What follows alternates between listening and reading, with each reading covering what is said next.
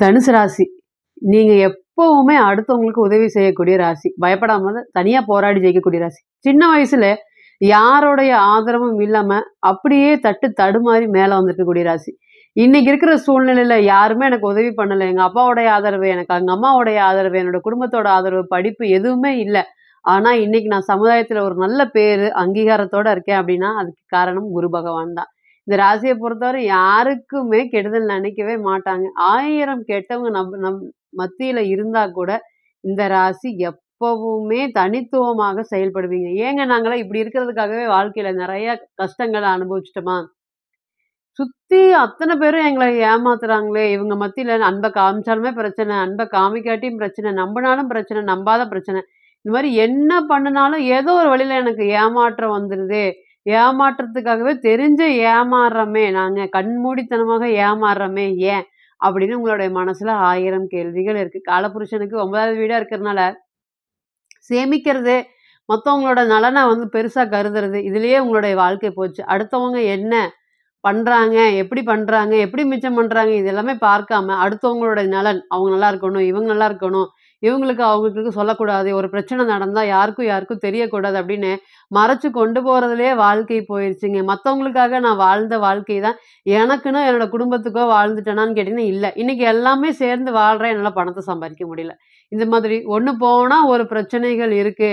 மத்தவங்களுக்காகவே வாழ்ந்துட்டோம். ஏன் நம்மளுடைய வாழ்க்கைய நம்ம வாழாம போயிட்டோம் அப்படிங்கிற மாதிரி நெறைய யோசனைகள், கனவுகள், கற்பனைகள் அதிகமா இருக்கு. இன்னைக்கெல்லாம் பாருங்க, சேமிக்கிறதுக்கு போராடுறீங்க, துடிக்கிறீங்க. சம்பாத்தியத்துக்கு இந்த 1 வருட காலமா குரு 6ல இருக்கக்கூடிய நபர்கள் அனைவருமே, என்னடா நமக்கு இப்படின்னு திடீர்னு இந்த மாதிரி ஒரு பிரச்சனைகள் ஆயிருச்சு. இப்படி கண் எதிர்பார்க்காத மாதிரி நெறைய பிரச்சனைகள் நம்மகிட்ட வருது. எங்க போனாலுமே நல்லா இருந்தவன், நல்லா பழகுனவன், உங்ககிட்ட வாங்கி சாப்பிட்டவன், பணத்த பார்த்தீங்கன்னா, இப்ப தரேன், அப்ப தரேன்னு வாங்குனவன் எல்லாருமே இன்னைக்கு ஏதோ ஒரு வழியில எப்படியோ வாழ்க்கையில முன்னேறிட்டாங்க. ஆனா, நான் ஏத்தி விட்ட ஏணியாக அதே இடத்துல நின்னு இவங்கள வேடிக்கை பார்க்குறேன். அது மட்டும் தான் இப்ப போயிட்டுருக்கா அப்படின்னு கேட்டீங்கன்னா, தனுசு ராசிக்கு போயிட்டுருக்கு. நெறைய செலவுகள். இந்த செலவுகள கட்டுப்படுத்த முடியாம நெறைய தடுமாற்றீங்க. இருக்கிறத பார்த்தீங்கன்னா, எப்படி சரி பண்றது? அப்படின்னு எந்த ஒரு விஷயத்துலயுமே யாருமே காம்ப்ரமைஸ் ஆக மாட்டேங்கிறாங்க. ஏன்? என் கூட இருக்கவங்களுக்கு கூட என்னால புரிய வைக்க முடிய மாட்டேங்குது அப்படின்னு நெறைய மனப்போராட்டங்களும் தனுசு ராசிக்கு இருக்கா அப்படின்னு கேட்டீங்கன்னா, நிச்சயமாக போயிட்டுருக்கு. இந்த கோச்சார காலங்கள்லாம் சொல்லவே வேண்டியதில்ல பாருங்க. முயற்சி ஸ்தானத்துல சனீஸ்வர பகவான் எப்பொழுதெல்லாம் 3ஆம் இடத்துல சனீஸ்வர பகவான் சம்மந்தப்படுறாரோ, அப்ப எல்லாமே எதுக்கு நம்ம முயற்சி பண்ணிட்டு, இது என்ன சக்சஸா ஆகப்போகுது அப்படின்னு நமக்குள்ளேயே தொய்வுகள் ஏற்படக்கூடிய காலமா இருக்கும். எத்தன தான் அடிக்கிறது? ராசியாதிபதி 6க்கு போயிட்டாரு.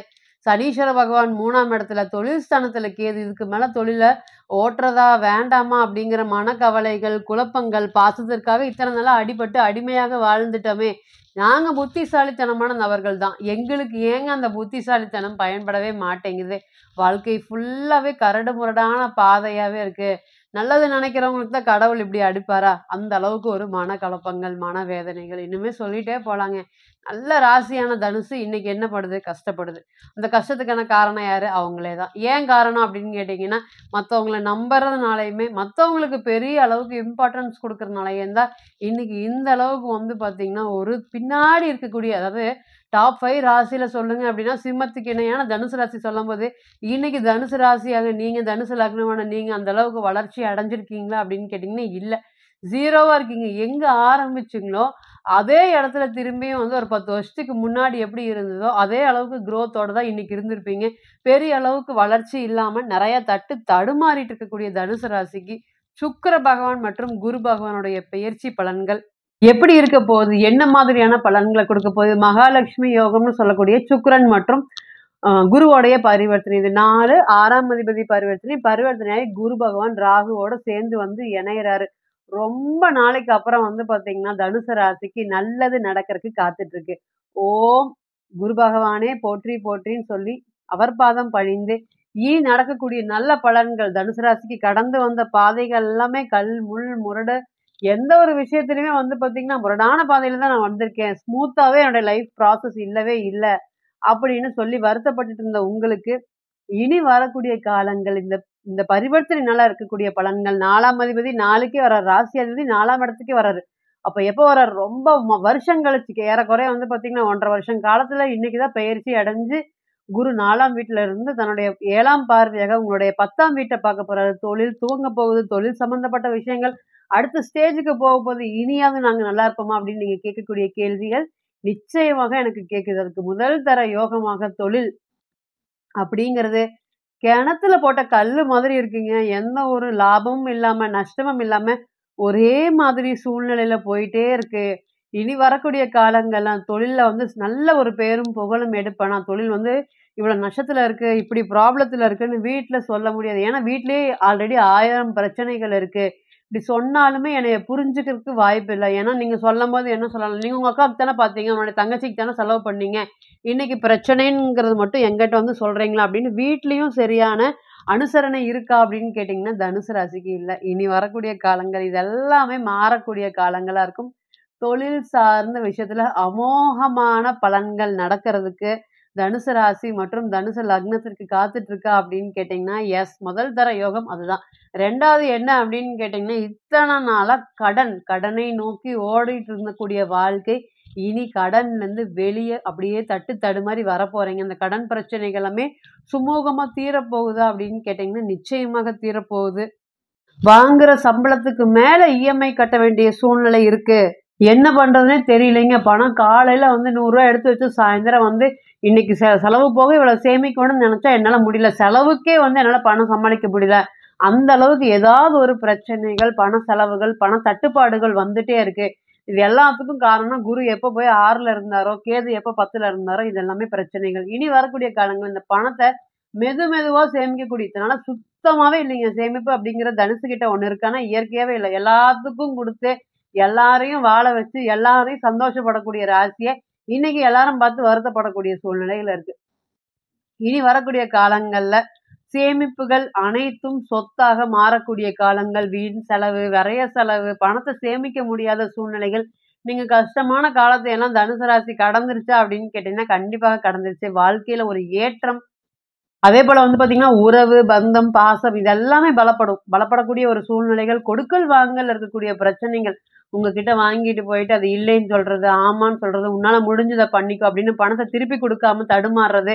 எந்த ஒரு விஷயம் வந்தாலுமே தொடர்ந்து போட்டி போட்டு ஒண்ணொண்ணையும் ஜெயிக்க முடியலன்னு வருத்தப்பட்டுட்டு இருக்கக்கூடிய நபர்கள், எல்லாருக்குமே இந்த குருவோடைய பரிவர்த்தனை ஒரு வரப்பிரசாதமாக நிச்சயமாக இருக்கும். அதேபோல மருத்துவ செலவுங்க. கட்டுப்படுத்த முடியாத மருத்துவ செலவு. இந்த மாசம் சம்பளம் வாங்கி சேர்த்து வச்சிரலாம். இந்த மாசத்துக்கு நகைக்கு கட்டிடலாம். இந்த மாசத்துக்கு அடமானத்துக்கு சரியா போயிரும். ஏதாவது ஒண்ணு வட்டி கட்டி மாத்தி வைக்கலாம். இதுலருந்து கொஞ்சம் ரிலீஃப் ஆகலாம் அப்படிங்கும்போது கரெக்ட்டா அந்த நேரத்துல வந்து பார்த்தீங்கன்னா, மருத்துவ செலவு ஏற்பட்டுரும். இனி வரக்கூடிய காலங்கள் இந்த மருத்துவ செலவுகள் எல்லாமே கட்டுப்படுத்தப்படக்கூடிய ஒரு சூழ்நிலை. வியாபாரத்துல பெரிய அளவுக்கு வளர்ச்சிகள் நிச்சயமாக குடுக்கறதுக்கு காத்துட்டு இருக்கா அப்படின்னு கேட்டீங்கன்னா, எஸ். அதேபோல மருத்துவத்துறை சார்ந்து இருக்கக்கூடிய நபர்களுக்கும் இந்த குரு, ராகு கிரக சேர்க்கை 4ஆம் அதிபதி 4லயே வர்றது, இது எல்லாமே ஒரு பெரிய யோகமாக காத்துட்டு இருக்கா. ஆன்மீகம் சம்பந்தப்பட்ட எண்ணங்கள், ஆன்மீகம் சம்பந்தப்பட்ட சிந்தனைகள், அதேபோல வந்து பார்த்தீங்கன்னா, குரு ராகுவோடு சம்மந்தப்படுறதுனால, இடம், வீடு வாங்கல் குடுக்கல் வாங்கல்ல இருக்கக்கூடிய பிரச்சனைகளாவே தெரியும். ரொம்ப வருஷமா நான் வாடகை வீட்ல இருக்கேன். என்னால வசிக்க முடியல. என்னால இருக்கவங்க கூட காம்ப்ரமைஸ் பண்ணி இருக்க முடியல. சுத்தியும் எனக்கு பிரச்சனைகளா இருக்கு. ஒரு வீடுனாலும், எலி வலைனாலும் தனி வலையா இருக்கணும் அப்படிங்கிற முடிவுக்கு நான் வந்துட்டேன். நான் இடம் வாங்கி வீடு கட்டலாங்கிற முயற்சி பண்ணிட்டு இருக்கேன். இந்த நேரம் எனக்கு அத சார்ந்த விஷயத்துல அனைத்துமே சக்சஸ ஏற்படுத்துமா? எனக்குன்னு எதுவுமே கிடைக்கல. குரு பகவான் இதாவது ஏற்படுத்தி குடுப்பாரா? அடுத்தவங்களுக்கு நல்லது நினைக்கிற எங்களுக்கு ஏங்க எந்த நல்லதுமே செய்யல அப்படிங்கிறதுக்கு காரணம், அதுக்குண்டான பதில இந்த கோச்சாரம் உங்களுக்கு இந்த 3 மாத கோச்சாரம் உங்களுக்கு ஏற்படுத்தி குடுக்குமா அப்படின்னு கேட்டீங்கன்னா, நிச்சயமாக ஏற்படுத்தி குடுத்து, அடுத்த கட்ட வளர்ச்சியை, வாழ்க்கையை இந்தா அனுபவிச்சுக்கோ அப்படிங்கிற ஒரு வாழ்க்கை பாடத்துடன் கூடிய ஒரு வழியை நிச்சயமாக ஏற்படுத்தி குடுப்பாரா? குரு பகவான் அப்படின்னு கேட்டீங்கன்னா, எஸ். அதேபோல 6ஆம் அதிபதி 6க்கு பரிவர்த்தனை வரதுனால, வேலை சம்மந்தப்பட்ட விஷயத்துல இருக்கக்கூடிய அனைத்து பிரச்சனைகளுமே எதிராளிகளா ஒழியக்கூடிய சூழ்நிலைகள், உங்களுடைய பெயர், புகழ், வேலை செய்ற இடத்துல நிலைக்கக்கூடிய ஒரு சூழ்நிலையை சுக்கிர பகவான் நிச்சயமாக உங்களுக்கு ஏற்படுத்தி குடுப்பார் அப்படிங்கிறதுல எந்த ஒரு மாற்றமும் இல்லைங்க. இப்ப நீங்க கேட்டுட்டு இருந்த அனைத்துமே கோச்சார பலன்கள் தான். கோள்களுடைய சாரம் அனுதினமும் மாறும். இன்னைக்கு ஒரு கிரகம் ஒரு நட்சத்திரத்துல பயணிக்கும். நாளைக்கு அதே கிரகம் வேறு நட்சத்திரத்துல பயணிக்கும். அப்ப பிறந்த கால ஜாதகம் அப்படிங்கிறது 100%. கோச்சாரம் அப்படிங்கிறது 40லிருந்து 60% மட்டுமே பொருந்தும். தனிப்பட்ட ஜாதகத்த நீங்க எடுத்து தசாபுக்தி நடப்பு அந்தரம் கணிக்கும்போது, கிரகம் பெற்ற பலம், பலவீனம் அடிப்படையில பலன்கள் கூடவோ, குறையவோ செய்யும். அப்படிங்கிறதுல ஒருபோதும் மாற்றம் இல்லைங்க. தனிப்பட்ட ஜாதகத்தை நீங்க ஆலோசனை பண்ண விருப்பப்பட்டா, கீழ இருக்கக்கூடிய நம்பருக்கு கான்டாக்ட் பண்ணுங்க. நான் வணங்கக்கூடிய நரசிம்மர் உங்க எல்லோருக்குமே நல்ல வளமான வாழ்க்கையை ஏற்படுத்தி தர நான் நிச்சயமா பிரார்த்தனை பண்ணிக்கிறேன். மீண்டும் ஒரு பதிவில் உங்களை எல்லாம் சந்திக்கும் வரை உங்களிடமிருந்து விடை பெறுவது உங்கள் அஸ்ட்ரோ புவனேஸ்வரி. நன்றி, வணக்கம்.